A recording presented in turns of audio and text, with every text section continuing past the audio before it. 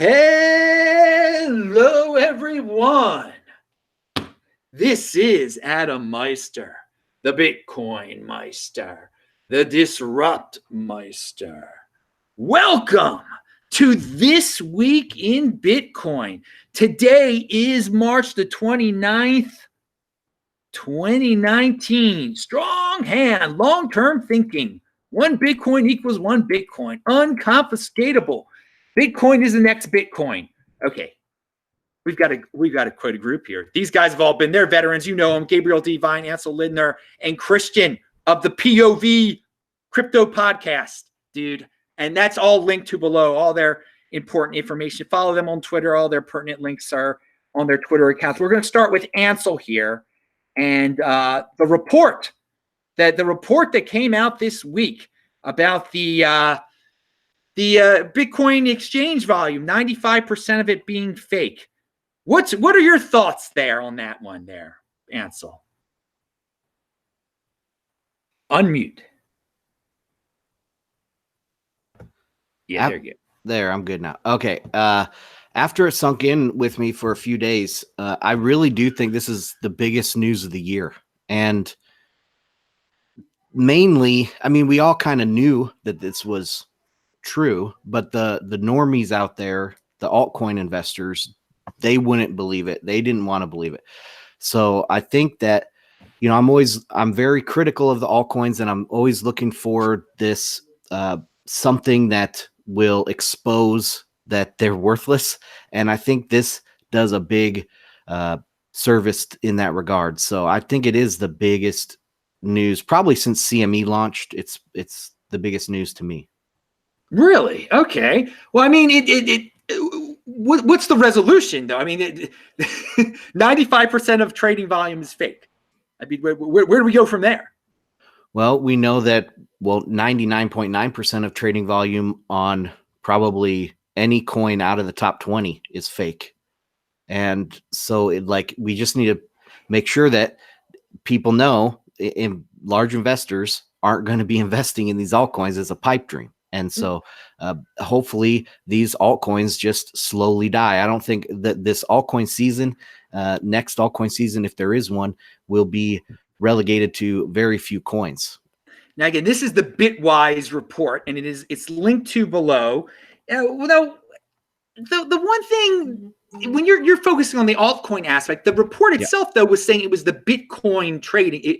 It didn't mention altcoins in the report. I mean, one would assume, though, if 95% of the Bitcoin trading volume is fake, that says a lot about the exchanges that are faking it, and all of them deal with altcoins. So I guess that's where you're drawing your conclusion. Right. Yeah. It was only 10 exchanges that were decent, right? And so those 10 exchanges, their altcoin volume is what you got to look at, not XYZ exchange in South Korea, because that's going to be all fakes. I don't think it's necessarily bad news for Bitcoin. There's some different ways you can look at it. Like now the CME percentage of volume is much higher, right? It's something like a fourth or a third of the total volume now is coming from CME, which in the eyes of like the SEC and others, that might be a good thing, right? And there's all sorts of different ways that you can parse this data for Bitcoin. I don't think the absolute number was that big of a deal. Plus, I heard on last week's show, I can't remember which of your guests brought it up, but the OTC market too. So the OTC market relative now to the daily traded volume is going to be much higher. And on another aspect of this is the mining rewards are they are obviously now a much higher percentage of these market forces that are involved here. So when we talk about the halvening, we're going to be able to say, look, this is going to affect a huge portion of the market. Now trading isn't such a big portion anymore, or overriding portion that we thought it was. I hope that all made sense. Yeah, I especially like the point you made about the SEC now taking a different view of Bitcoin, because they know that all these shady exchanges that seem to have so much control over the trading really aren't actually trading it. It's much more volume is coming from, well, percentage-wise, coming from the United States than they originally thought. And that's something that's big too, I think, that I got out of the report, that Bitcoin is much more American than the rumors were that what people thought it was. Oh, there's so much going on in Asia, so much going on in Asia. There really isn't that much. I mean, and not as much going on in Asia as we thought, because lots of the fakery was coming from there. Okay, Christian, was this the biggest story of the year? What are your thoughts? Yeah, so I actually think that it is one of the biggest stories of the year. And honestly, one of my favorite takes was from Bitcoin Tina. If you guys don't follow him, you should. He makes some pretty outrageous claims, but he also says some pretty profound stuff that I agree with. His tweet was, "The Bitwise report should be celebrated. For all who understand this, this is an immensely joyous occasion. The future of high Bitcoin prices is nigh." So pretty much what he's saying is that with this, with volume being so low and the price being, so pumpable, that any real volume is going to make this thing skyrocket. And it's kind of going to the point that people don't really understand or appreciate how scarce Bitcoin is. So I thought that was a really good take and analysis on this. And I would say that I agree. Beyond that, I also agree with Ansel that this is just an even bigger dump on most altcoins. If this is one of those things, it's like, one thing, it looks bad on Bitcoin to have lower volume, but at least it's there is real volume, and everything else is pretty much fake. Bitcoin, thank you for alluding to Bitcoin Tina. Thank you, Bitcoin Tina. He's probably watching. He's been on the show before. That was a very good point you brought up there. Gabriel, tell us. A lot has been said, but you always have a lot to say. So, was this the biggest thing of the year, or big news of the year? It's hard to say because I'm an insider in a way. I've been in this field. I was just actually mentioning to you when you asked me to come on the show, I was really excited to reappear with Ansel because I was on the first show he did, and that was 5 years ago now. So, it's been a while, and we're real insiders. So I knew that already. So it's just a confirmation of what we've been saying for years. So it doesn't have the impact for me, I think, that it might have for newbies or for normies or whatever you want to call it, or Fox Business readers. I saw that they covered it and everything, or Business Insider, whoever's covering, because this is a mainstream report, so the mainstream media are jumping on the bandwagon. So it's a little bit hard for me to say, oh, this is a big story, it's a small story. Any exchange that doesn't charge fees per trade is gonna have wash trading, which is the trading term for when you just go back and forth and sell and buy the same asset back and forth in order to increase the pump the sort of volume numbers, and also to wash trading, I believe, is also used to fake interest or short or long interest in an asset. And then, you pull out the trade before it even triggers. So people think, oh, there's lots of short interest. And then they kind of, as soon as the price starts dropping, they didn't actually mean to make those bets. So I don't know if it's a big story. I knew that the volume was faked. I don't know what Tina's, I actually appeared on your show with him, and I thought it was great. And I actually started following him and really love his commentary on Twitter. But I'm not sure what the relationship there is between lower volume of trading and the price. Personally, I'd like to hear Ansel's take on this because he's a lot more knowledgeable about markets. But I don't see a direct relationship there. Maybe an indirect one. What do you think, Ansel? Between the low volume and the high price, or what do you? Yeah, because Tina's like, oh, the low volume means that a higher price is nigh, and I just kind of don't see that close of a relationship between the two. What about you? Well, any new money is going to be a much higher percentage of the total market. So, if somebody invests, some institution decides to put $10 million in, that's 10 days worth of volume, or whatever it's a tenth of a day's worth of volume. So it's a pretty big deal, I think, in that regard, like Christian was saying. But I wanted also to make a point about, to us, it's not news, of course, But I think it's different when Bitcoiners are preaching this. Maximalists are preaching this for years, and we're called toxic and all this stuff. But when it's an actual like researched article or researched data that you can point to now and show this, I think normies are going to have a hard time pumping their coins, and they're going to have to redo all of their entire narrative, I think. Yeah, well, people, I mean, the statistics have never really stopped people from pumping though their individual coins, and hey, let them do what they're going to do. I think some people will take this report as well. I mean, you mentioned, or Gabriel mentioned, that the mainstream media is actually reporting on this, and they've got these big headlines that say fake, and it could hold some newbies back from jumping into this space. Also, in the long run, I think it's good. If people want to trade, they can see the exchanges where it's relatively honest, I guess, and not to mess around with some of these other ones. Well, let's move on from that. And again, the report is linked to below. Pound that like button, everybody. Remember, follow me on Twitter at TechBalt. All these guys' Twitters are below also. Is Gabriel still there? Okay, good.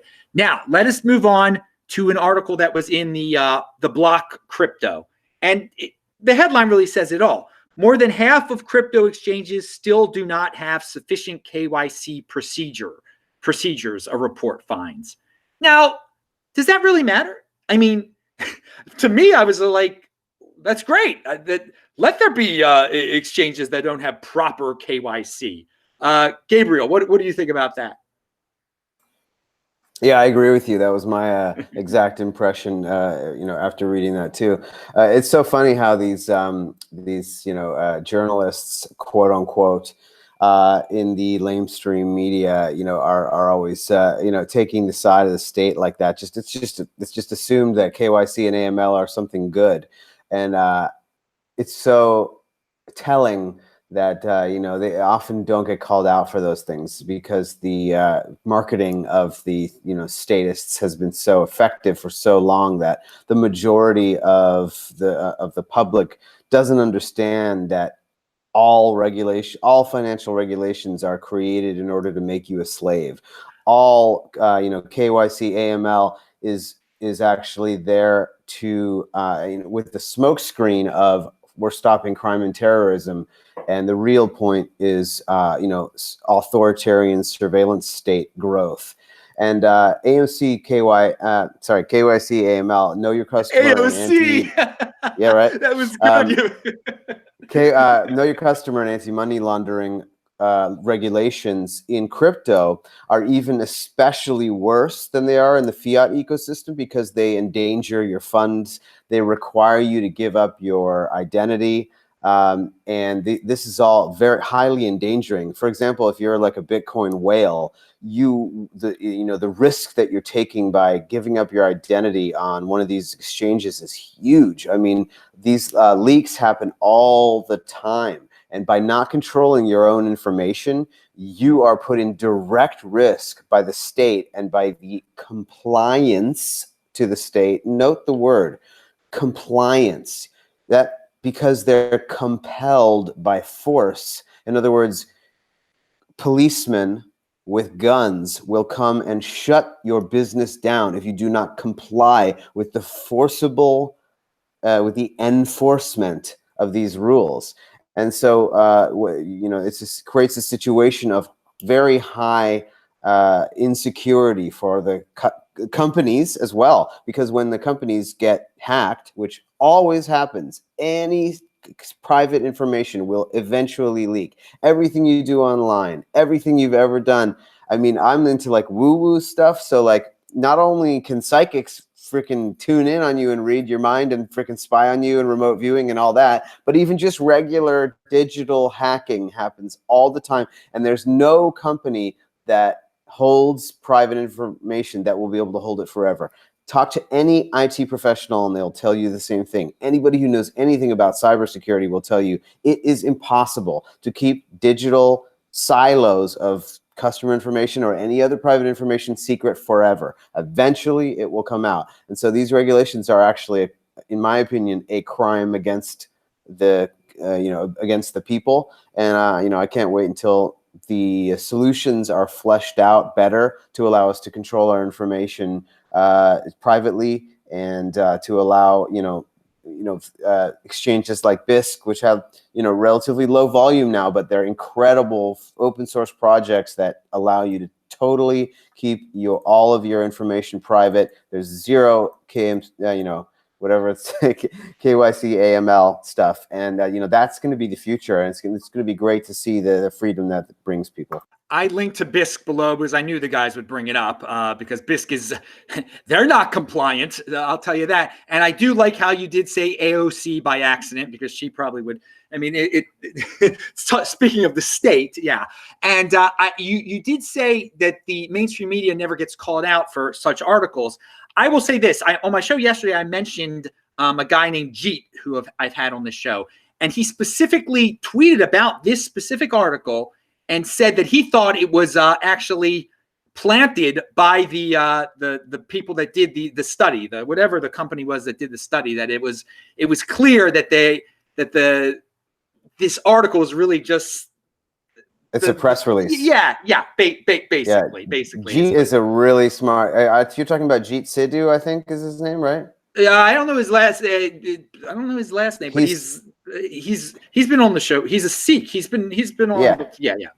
That guy is really sharp. Everybody should follow him. Exactly. Somebody find his Twitter handle, because he's awesome.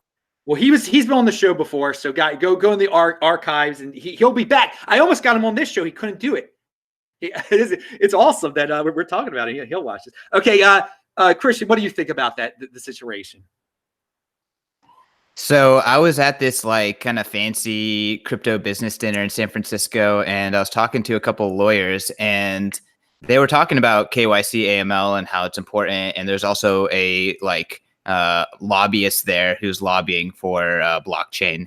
And I asked them, I was like, have you guys ever considered the fact that the majority of these institutions are not qualified to handle this kind of personal data, and that your laws effectively create honeypots of data that are eventually going to endanger the people you're trying to protect?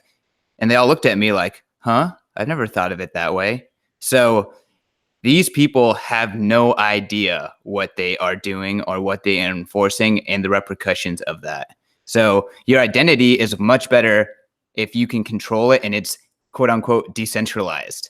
Whereas if you centralize all that information in these honeypots, especially for institutions that are not doing it properly or don't care to do it properly or just checking boxes, then you're essentially screwing all of those people that you're trying to protect. Very, very good point. Okay, Ansel, I know I have a feeling I know what you're going to say, but your thoughts. Well, I think Gabriel and Christian said it really well. I don't have much to add other than the more that they insist on this KYC and AML, the more they're going to push people into more privacy and darker, things like BISC. So it's good. I think go ahead and try to get more KYC and AML, because you're just going to push more people into this decentralized solutions. Well, that goes to my follow-up question here, or another topic that pertains to this topic. Breaker Magazine says New York grants its 13th bit license since last May. They make it seem like it's a good thing. So people are still trying to get these bit licenses. Guys, any thoughts on that? It's I guess basically what we've been saying. I mean, that's some people are going to go that compliant direction, I guess. I mean, I'm, oh yes. There's always going to be somebody that tries to do regulatory capture. Coinbase has been doing that for years, helping and trying to get state laws changed, statutes changed, so that they can be at the center of things. And there's always somebody that wants to be a rent seeker. I'm surprised it's only 13. I would think it would be more than that. Well, it's a pain. I think that's part of the. I mean, it's a pain to completely comply to it. That might be part of the reason that, like, you got to be a really big corporation being able to do it. You got to have some money behind you already. Christian, you're about to say something? I think it's kind of bullish because, you know, the bit license is a pain and no one likes that regulation. But at the same time, you know, before this year, there was like 4 companies that had bit license, and now it's getting close to 20. So that means there's that much more money in the space. There's that much more companies that are willing to spend $1 million to work in New York. And it shows that New York is still a legit market despite all this stupid regulation. And, you know, if you're on Twitter, you know how many Bitcoiners are living in New York now. So quite a healthy community. So, I mean, New York has regulations, you know, places are going to have them. But the fact that there's way more bit licenses now I think is bullish. Gabriel, any thoughts on bit license? Yeah, I agree with both the points there, and you know, I think it's an absolute travesty for the citizens of New York that they have to deal with this onerous regulation. And you know, really, if for those of you that are not familiar with the process behind the creation of this regulation, I'll tell you the simple fact that says it all. Ben Losky, the shall I say traitor that drafted and got this regulation pushed through, as soon as it passed the New York, I guess, state Congress, he was out of the office within weeks and started his crypto consulting firm. So the whole thing, he created the regulation, and then he created the consulting company that will help, because it's so complicated and so annoying that he created this company to quote unquote help companies to jump through the hoops that he created. So that's how regulatory capture works. Ansel sort of alluded to it there. I just wanted to be a little bit more specific that this was an extremely obvious and direct case of regulatory capture and corruption, really. That's just a straight corruption. So that's how the state works, people. That was a great reminder. I'd put that in the back of my head because it was so blatantly obvious. After when he started it, I was just like, oh my God, no shame in this. There's no shame. Okay. Let's move on to some technical stuff. People like to hear about the Lightning Network. I think, Ansel, were you tweeting about some cool Lightning Network stuff recently?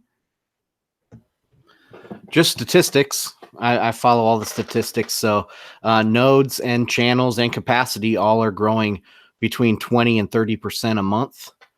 So at a nice exponential clip. And we just recently passed 1,000 Bitcoins of capacity on the first year anniversary of launching on mainnet. So that was kind of interesting. They both happened at the same time. And yeah, there's always wallets launching. I think Async just launched or made their wallet workable on mainnet. So yeah, there's always new stuff happening, and it's happening so fast that no one can keep up with it. I mean, even the guys like Lightning Koala or some of those other people, I mean, they're in the thick of it and they don't know all of the projects happening. So I do my best by just staying on top of the stats. And do you guys have any everyone always wants to hear about Lightning Network, so that's why I just ask a random Lightning Network questions. Gabriel or Christian, want to chime in on that? Anything? I got some stuff, but Christian can go first. I'm just making a note of everything I wanted to mention. Sure. So yeah, I'm trying to find the actual tweet, but Christian Decker did this tweet where he showed the amount of Lightning channels that are open per block, and it's pretty much rising exponentially. So what that means is that every block that's mined, he's trying to track how many of those transactions are going to open channels. So there's like this narrative that Lightning Network is going to kill the Bitcoin security model because all the transactions go up to the Lightning Network, nothing happens on Bitcoin, right? And this is statistical evidence that shows otherwise. So I thought that was interesting. Yes. Yeah, I really agree with that. Sorry to interrupt, but I basically Lightning makes Bitcoin more useful by increasing the amount of use cases. And what happens is that because it's more useful, people need more of it, and so then they buy it on the on chain, and there's more. So Lightning, I think, is going to increase the volume on the blockchain, not decrease. Now you said you were writing down a lot of points there, Gabriel. What else you got to share there? Well, I've heard a number of interesting things about Lightning lately. I mean, most of this isn't that new, but first of all, the launchers have been coming out. So, at first it was only command line in order to get a node going, and that was what I used. And then Pierre Rochard came out with a launcher. So it's like a really simple launcher. You just press it's like 1 or 2 buttons. It's just like a simple 5-step process to get a Lightning node up. So that's actually happened first, which is really cool. The other urgent thing that really is being worked on right now, and one of the reasons why it's quote unquote only $4 million worth of Bitcoin on the Lightning Network after a year, is the backup and security is very difficult.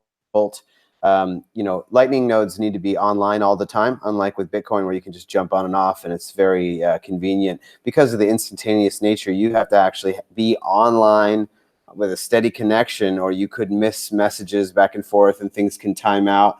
It's a little bit, it's a little bit more fiddly. And one of the challenges with using Lightning is that it's rather difficult to back up your keys, make sure that all of your channel information is backed up, and that feature set is immature currently. So this is why they still say, even to this day, use Lightning Network with only low amounts of money, use it at your own risk. It's like reckless to put a lot of money on it. And that's one of the big reasons and people are working on solutions, and they're actually some of the related functionality that needs to go into the spec is actually being fleshed out, and clients are starting to come up with better solutions for backing up channels regularly, because you're online all the time. So you need to actually be, the software ideally will automatically be saving your state constantly and things like that. So it's a really important thing that is still pretty immature. And so that's like one of the probably the most urgent challenge in the Lightning ecosystem. And meanwhile, Taproot and Graftroot are coming along. I do believe that there are some opcodes and different upgrades to the base layer that will be helping some of the what you might even call second layer functionality, because this is like sort of automatic channel opening software, using sort of special features in the blockchain in order to have your Lightning channels be opened and closed, or have certain control over them, and to auto open and close things. Taproot and Graftroot are very complex technologies that are being worked on right now, but it's almost like another layer on top of Lightning, because it's like a meta control of, it's like third layer stuff. It's like meta control of your Lightning channels. Really interesting stuff that will even sort of supercharge and also make opening and closing channels cheaper, because channels right now, you got to do a full-on blockchain transaction, and that's pretty cheap right now, but eventually it might be quite expensive to go to move Bitcoin back and forth between freezing it in the blockchain and freeing it up on Lightning. So those technologies are definitely the two to watch, in my opinion, for sort of sophisticated, advanced, automated channel control. And then the most recent thing that I'm very excited to be hearing about is multi-signature Lightning transactions. And this is something very new. It's been talked about. I've been talking about it since the beginning, but just wondering, like, hey, is it even possible? And like the answers I got were like, maybe, I don't know. Like it's a totally different thing than doing multi-signature on the blockchain, because it's this sort of highly dynamic network of instantaneous messages being sent back and forth. Max Hillebrand is, I believe, doing a paper on Lightning multisig. So he's like interviewing all the developers and trying to get as much information as he can about the possibilities there. Suffice to say, I believe that there isn't anything that exists yet, but it'll be really very interesting to see how instantaneous multi-signature transactions can enable certain things like sort of bots. I think that's like one of the really big use cases. I mean, Lightning in any case for bots is very useful because then you can have automated transactions going back and forth of tiny amounts of money where, you know, sort of independent programs are running on, you know, say your server and or a company's server, and there's all these different automated programs that are shooting tiny amounts of satoshis back and forth. And with a multi-sig setup, you could probably do even far more powerful things, setting up highly automated, highly dynamic, even sort of like a DAO type of thing, like a decentralized, you know, autonomous system that can, you know, make and control transactions in different ways. So very fascinating stuff with Lightning Network. Yo, man, you got in deep there. Pound that like button. Something he said that wasn't that deep that everyone needs to remember. Yeah, don't put too much at risk when you're playing around there. It's still risky. And you know what? Not enough people say that. Not enough people. At the beginning, everyone was saying, you know, be careful, be careful. It's still in test ver, you know, still be careful, people. Don't risk a lot. It's technically still in beta. The finalized spec was completed, but like, you know, hardly any of the ecosystem has caught up to the spec completion yet. So I guess by that point it'll be 1.0, but even so, it's an important warning. Okay, I want to read something from the chat here, and it's total Gabriel. I have a woo-woo question for Gabriel. Are we in 10-year transacting BTC via quantum entanglement internet? Okay, so yeah, he's talking about the networking side of quantum. Most of the questions about quantum computing, as far as Bitcoin, go to one of the cryptographic algorithms that's used in securing the blocks, because one of the two is not quantum safe. In other words, if you have spent from an address, a Bitcoin address, and there's still Bitcoin on it, then if somebody has a functioning quantum computer, they'll be able to crack your private key. And if you haven't spent from an address, though, then it's still safe. However, you'll want to send it to a quantum safe address. So I believe that we will upgrade to a quantum, or, you know, at least soft fork and enable a quantum safe algorithm. So sort of maybe add into the code base. There is a developer that's working on that. It might be Christian Decker. Maybe not. Anyways, there's a Bitcoin dev who's actually talking about how the challenges, and there are many challenges to introducing a new quantum safe algorithm into Bitcoin for the block creation. Regarding quantum networking, 10 years, I don't know. I mean, you know, there's all sorts of rumors. You're asking about woo-woo. As far as, you know, rumors, there's plenty of rumors out there that say that secretly governments already have quantum computers and quantum networking, which would mean that they're just holding off because they want to keep it secret and they don't want to break Bitcoin because they want to keep their tech secret, which makes sense. Regarding quantum, I mean, yes, we will be sending it along, you know, a quantum internet. The thing about the quantum networking, and that this is actually an important question, because with quantum communications, you are talking about entanglement of actual particles. What that means is they change their state. In other words, entangling quanta means that they're essentially twins, and no matter how far apart in the universe they are, they'll always change at exactly the same instant. And so what that literally means is, instead of having to wait for the speed of light to talk to your buddies over the cell phone, and it takes half a second to go around the world or whatever it is, you will have literally instantaneous, even if you're on the other side of the multiverse or universe. So you're in another galaxy, you can talk to somebody on your quantum walkie-talkie. That changes the mechanics of Bitcoin so dramatically because of the block time, right? Because we have this block time where we have this 10 minutes, gives everybody time to get on the same page and agree on what's going on.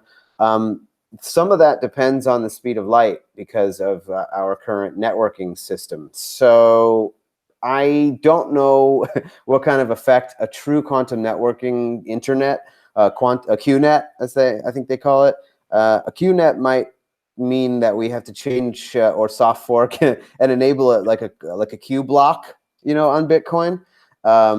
So it's conceivable we could have a different type of Bitcoin block, which you still could wait for the transactions. Like you could still wait a minute or 10 minutes or whatever it is. You could have a block time still, but the fact that like everybody's on the same page all the time might mean that blocks become, the blockchain idea might be deprecated, because then everybody will be on the same page all the time and everybody will have exactly the same ledger instantly updated. So we might not even need blocks if we have a QNet. Now remember, everyone, this scenario, the very last scenario he's talking about here, is so far in the future. We don't know if it's even possible, if it exists, blah blah, et cetera, et cetera. But he did fight the quantum FUD there pretty nicely. One of the simple answers there was, just have a quantum safe soft fork. I mean, that'll defeat it if they actually have quantum computing, which is that's not an easy thing, but I think it will be possible. But that's just for the quantum computing. The quantum networking is. I'm really glad somebody asked that, because that's a really super interesting thing that would very much change how Bitcoin would need to work. 10 years seems optimistic. Yeah, that would change the whole way the world works. I mean, I don't know if we'd be worrying too much about Bitcoin at that point if we had such technology. All right, because if we had that technology, we would likely have free energy, which would mean that the sort of mining, it would change the mining mathematics, because it might be possible to like mine next to the sun and then instantly be solving transaction. Like you wouldn't even need mining anymore, and like the whole money idea might go out the window, to be honest. There you go. And this is why we have Gabriel on the show, man, for topics like this. Pound that like button. Carlos just sent 99 cents in the super chat. Thank you, dude. Okay, move. I'm not even going to ask the other guys about quantum. Hey, I got one more point on Lightning, or one more topic, kind of, sure. if I may. Is Lightning being used for ATMs? Recently in Canada, they had the double spend attacks, and wondering what everyone's thoughts maybe were on that. I think it's kind of a cool idea, and a good avenue for Lightning to get even wider adoption is being part of ATMs. I hadn't thought about that. What was this double spend attack you're talking about? I did not hear about that. Some guys were selling their Bitcoin for Canadian dollars, I guess, out of a two-way machine. And so then they sent their Bitcoins in, and they were using ZeroConf on the ATM for the UX. And then they were able to double spend it and back to themselves. So, yeah, I mean, I think that Lightning is perfect for this because of instant settlement. So it makes complete and total sense. UX for 10-minute blocks time kind of make ATMs a little bit of a non-starter for anyone who's like trying to just have a normal ATM experience. It makes it very difficult. So it makes sense to me. Gabriel, any thoughts? Yeah, absolutely. I mean, that's definitely a very clear use case. However, I don't know how big ATMs are going to be going forward. I don't know if that's a giant market, really. I mean, the cash, and I mean, I think the whole online market share is going to be much bigger than ATMs forever. So, but yeah, no, totally perfect fit. All right, we're talking about traditional ATMs here. Let's talk about something traditional from another side of finance, and that is interest. And for some reason, some people who get into cryptocurrency, they want to put their cryptocurrency in a bank to get interest. Yes, there's a company called BlockFi out there. We've discussed them before. And this week, well, they were talking about how they give you 6% interest on your Bitcoin and I think your Ethereum. But they got so much interest from institutional investors that they could only give 2% interest over a certain amount. My point is this. They said they were going to give 6%. They're not going to give everybody 6%. Why even, trust someone like this with your, and they're not the only ones that are doing this. This is going to become very common, these Bitcoin banks or wannabe banks, where just lend us your Bitcoin, lend us your Ethereum, we'll give you interest. And you're going to have to trust them. And to me, I don't know why people are getting into this when they have to trust a third party. It seems like this is going to be a bigger story eventually, that some of these things they're going to come online and they're going to rip people off, and there'll be major stories. Ansel, thoughts on? Could you go to Christian first? Because I'm interested to hear what he has to say. Okay, so we were talking about BlockFi, right? Yeah. So I'm not surprised that the service came out. I think that it has a very similar kind of like feel to a bank account, which everyone is, at least in the US, is really comfortable with. So again, not surprised that people are jumping on it.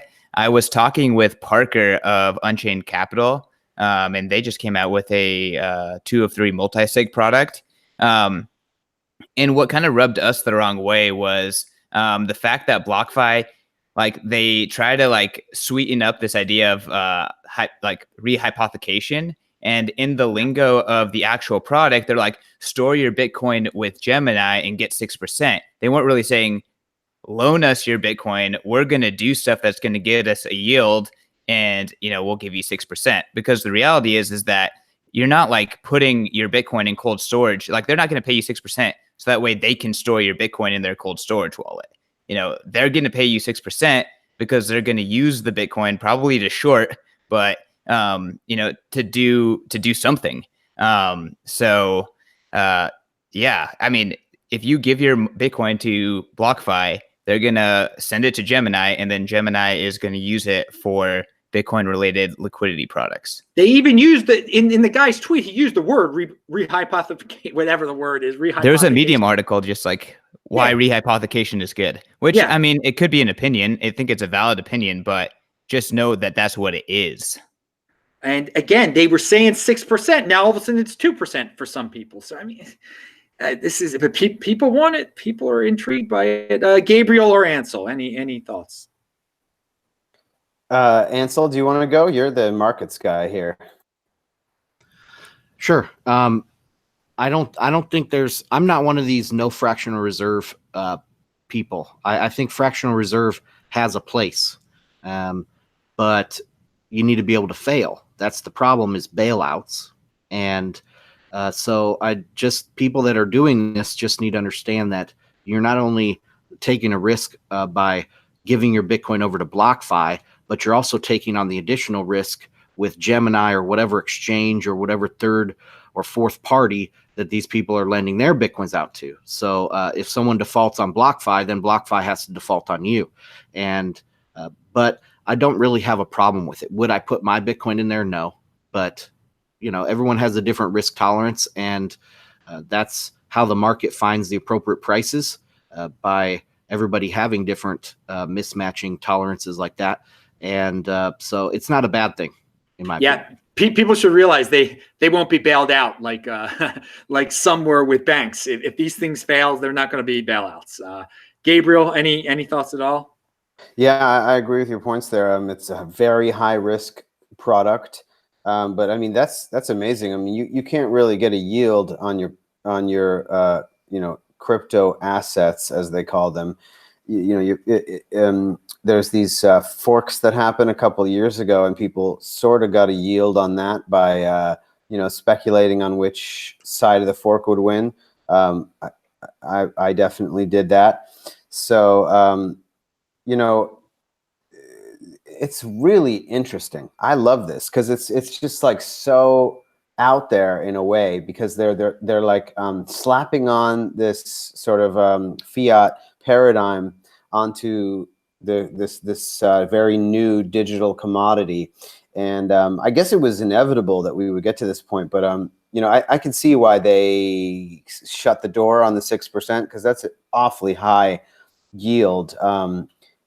And actually that gives me a little bit of confidence in the company, because they're like, oh wow, say Gemini only has X amount of volume and liquidity, so they can't actually utilize more than 800 Bitcoin or whatever the cap was. And so they're like, oh, okay, cool. And then they talk to their other partners, and the other partners have X amount of liquidity, and they're like, okay, cool. We think we can get 2% on this. And I completely agree with Ansel that fractional reserve is not an issue if companies can be allowed to fail, and if information about the risks of fractional reserve is widespread. You know, people need to know that you could lose all your money, bro, basically. And this sort of idea of you know, insurance covering some small part of it is a total canard. So, you know, like basically fractional reserve is you know, this sort of high risk business practice. And if everybody's on the same board and says, hey, yeah, I'm going to do this high risk thing, you know, and when everything blows up and BlockFi or, you know, their third and fourth parties make a really stupid mistake or try to short into a Bitcoin bull run or whatever stupid shit people get up to, and they completely blow up and they lose everybody's money, that's when all those people that sent their money to BlockFi, you know, their real money, are going to look on the fine print of the contract that they signed and see that they have zero recourse against all those losses. So you could lose 100% of your Bitcoin or whatever other fake cargo cult digital games that people are playing, like Ethereum. Whatever you've sent them, you probably can lose in totality. So read that fine print, make sure you're on the thing, and be like, cool, I'm gonna lose it all, or I'll get 6%. So that, you know, or even, you know, they could be like, well, we're going to give you 6%, but also meanwhile you lost 40% of your principal. So you know, the haircuts possible here are very, very high. So be very careful with risky products like that. Don't put all your savings into it. Oh yeah, I wouldn't put anything, not your keys, not your, you know, the whole thing. All right, okay. Let us, you know, people have, this one I'm just throwing out there. You guys weren't prepared for this. People keep asking me about Wasabi Wallet. Have any of you tried it out? Yeah, I've messed with it. I haven't tried it yet. What do you think about it, Christian? It's pretty easy. Very good UX. I mean, what you do with the Bitcoin after you've mixed them, it seems to be still kind of tricky, right? Like, how do you store that properly where you don't ruin your privacy that you just, you know, earned by mixing? That's kind of hard, but actually putting the Bitcoins in there and then mixing it is super, super easy. UX is nice. They used to have to do command line to set it up, but now you can just download it up, you know, it starts running on your computer. Yeah, it should be pretty familiar with all your other coin or all your other wallets, except that it also has the coin join feature. All right, there's your Wasabi shout out for the day, people. All right, let's Ansel, this was for you. Bitmain, we all knew it was coming. Their IPO is a no-go. Any thoughts on that? Well, there was some good conversation on the latest Block Digest episode where they were talking about all of the hash power that they have in reserve. So Bitmain is not dead. The IPO is dead. And with rainy season coming over there, they could be, you know, have a very profitable second and third quarter of the year. So, but, you know, the politics are gone now since Jihan is gone. And there's other competitors, you know, they gave a window for other competitors to come into the market. So it's not going to be the behemoth that it was, but I don't think Bitmain is going to die anytime soon. No, I don't think they're going to die either. Do you think they could get to a point, though, where they'd be healthy enough to try an IPO, to be allowed to IPO over there? I'm not super familiar with IPO process here or over in China, but I would say it's probably several years away now. Well, I'll say here's a question. If a crypto company does have a IPO, is that a positive for the space? I think so. There's going to be a lot of, I mean, the market has to find prices somehow. And so I think for all these experiments to go on would be good. Now, having public shares of, like, say, an asset that's Bitcoin that can be robbed or hacked away from you, I think the custodian stuff has to get a lot better, and we have to have probably some high profile fails before it's legitimate. Okay. All right. We will have some high. There will be high profile fails of all sorts of crypto companies in the future. People have a strong hand. Keep that in mind. Let's move on. Christian, you're in San Francisco. Apple Card just came out. You have any thoughts on the Apple Card and the differences between Apple Card and Bitcoin? Okay, take it away. Yeah, I mean, Apple Card is a credit card that uses Apple Pay. It's not Bitcoin. With that being said, honestly, I talk about private payment layers. So people Lightning is kind of like a public payment layer, but I talk about private payment layers a lot. I think that private payment layers are going to be huge in Bitcoin. So I could see Square creating a private payment layer. I could see Apple creating a private payment network. MasterCard, Visa, all of these existing payment networks will accept Bitcoin. How is Lightning a public payment layer? Sure, it's a second layer, but it's, for payments, it's like a total public utility versus like a private network is Visa or MasterCard or one of these, right? So yeah, I mean, I think that, Apple Pay as a payment network is gonna be used for Bitcoin, and I think that that's bullish. If you think that Apple credit card has anything to do with Bitcoin, like, it's completely silly. I think you linked the Matt Odell tweet, so totally agree with that. Yeah. There are people who that think it's a competition. Anyway, Gabriel, do you have any thoughts on Bitmain or Apple Card or anything?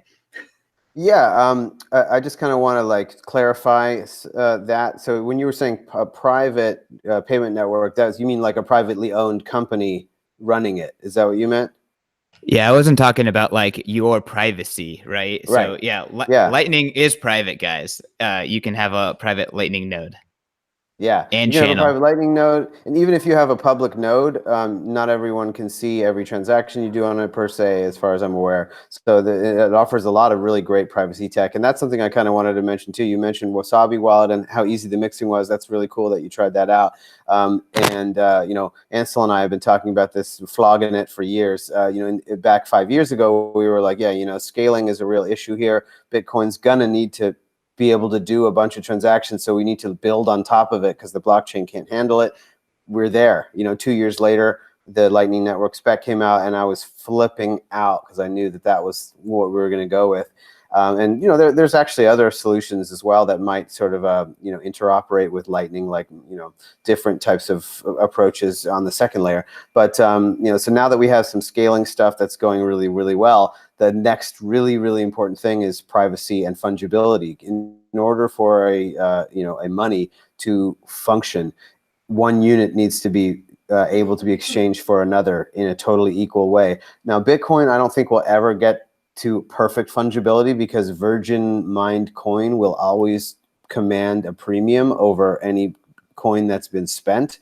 But every other coin should be 100% fungible, and the way to do that is to have everything mixed with each other all the time and to have lots of privacy tech, as long as it doesn't affect the provable scarcity of the asset, like the type of problems Zcash and Monero have by having implemented confidential transactions way before they're mature. Then Bitcoin's going to be doing great. So that kind of comes back into this privacy thing. As far as I'm aware, Apple is saying that it will be blind to the transactions on its card, but of course the member bank that they're using is going to see everything, so that's totally irrelevant. And I read a really interesting article about Apple recently. It might have been by Charles Hugh Smith, who's great, and Twitter will not let you link Charles Hugh Smith, his blog, small blog, is which is called Of Two Minds. Charles Hugh Smith, Charles Hugh Smith is so dangerous that Twitter won't allow you to link his blog, which is just like political commentary. It's really weird. Anyways, for months now. So it was either him or Tom Luongo, I think, wrote a very interesting article about how Apple is making this pivot to services and how they are completely going to get wrecked by that. Their specialty is hardware, and they've been killing on hardware. iPhone still is 60% of the income of the company, and that the iPhone wave is ending people. They can't differentiate their product very much, and it's Oh, what is that thing? AirPods. Oh, AirPods. Yeah. So Fantastic. yeah, right. The AirPods, right? They're falling out of people's ears into the sewer and stuff. But Apple does they've always made great hardware, and that phase seems to be sort of, they're realizing that that's a bit of a difficult road to travel, especially when there's no visionary in the company anymore, and you just have a functionary at the top. So there's no real innovation of extremely new things like the iPad, or the iPhone itself. That was all Jobs. So now that he's gone, they realize that they need to pivot. But unfortunately for them, they're pivoting into services that are highly populated by specialized companies, financial companies. They're making a credit card. They're going into music. Where there's already Spotify and already mature companies. They're going up against these other mature companies.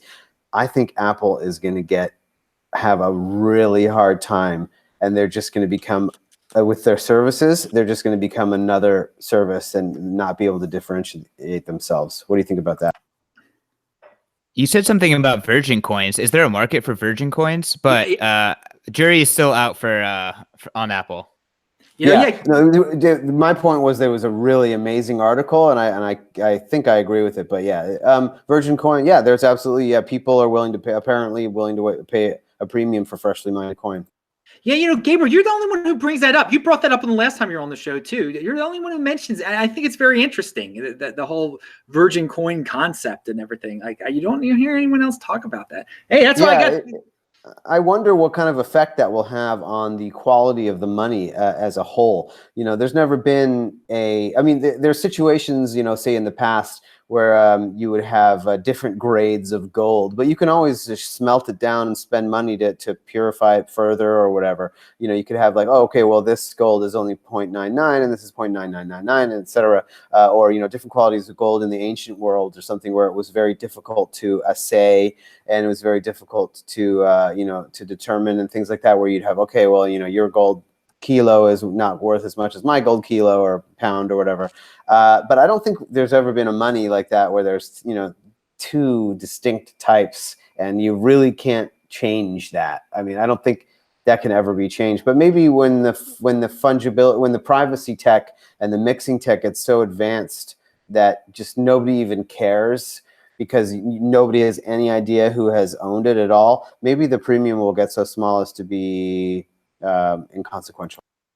All right, dudes. Well, we're at the end of the show, so let's do our wrap up. We had so many topics, but maybe you guys have some other things you want to bring up, or some follow up stuff you want to toss out there. Christian, we'll start with you. Anything you want to add, and promote your podcast, of course, too.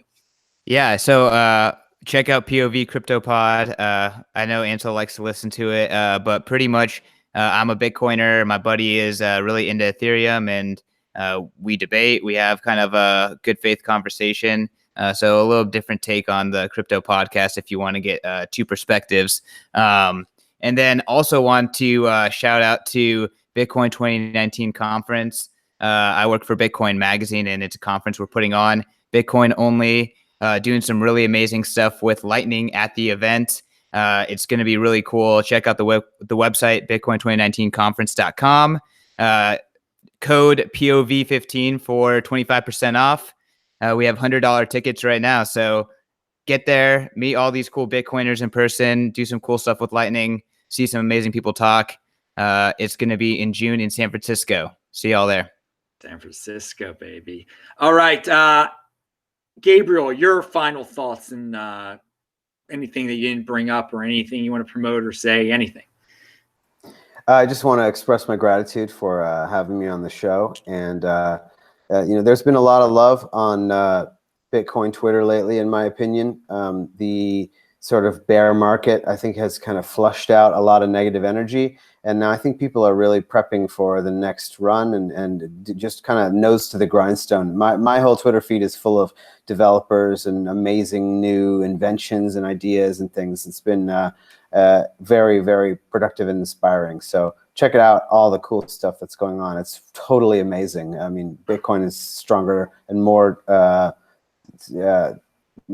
innovative than ever. Dudes, now that is positive. That gets your hands strong so you can pound that like button. Thank you, Gabriel. And I love all you guys on this show. And we'll end it with Ansel. Anything we left out? Anything you want to say? Anything? Check out his podcast also, Ansel. Yeah, thanks also for having me on and these, being on with three of, I think, very honest and solid voices in the space is really awesome. So thanks for having me on. Yeah, I do a podcast, Bitcoin and Markets. Every Friday, we also release a newsletter that is, people are liking that a lot. So there's charts and there's also all sorts of statistics and stuff. You can sign up for that at my website, bitcoinandmarkets.com. And lastly, during this, I was also chatting on Discord. We have a Discord server. You can find a link for that on the website as well. Virtual meetup. A lot of people are getting a lot of value out of that. So that's all I got. Thanks, Adam. All right, guys. They're all linked to on Twitter. You better be following all three of these dudes. And then through their Twitter, you'll see all their links they put out there and all their websites and their activities. So, okay, great show today. Positive. Another week. We're going to enter another month. Keep that strong hand up, everybody. I'm Adam. Thanks for having me. Yeah, and yes, Christian. Yes, always a pleasure, man. And that's the one guy. I met him in person. The other two guys, I'll meet them in person eventually. Hopefully, strong hand. I'm Adam Meister, the Bitcoin Meister, the Disrupt Meister. Remember, subscribe to the channel, like this video, share this video. Check out all the links below. Spread the word. New show here every day. I'll be back tomorrow night. Shabbat Shalom. I will see you guys soon. Bye-bye.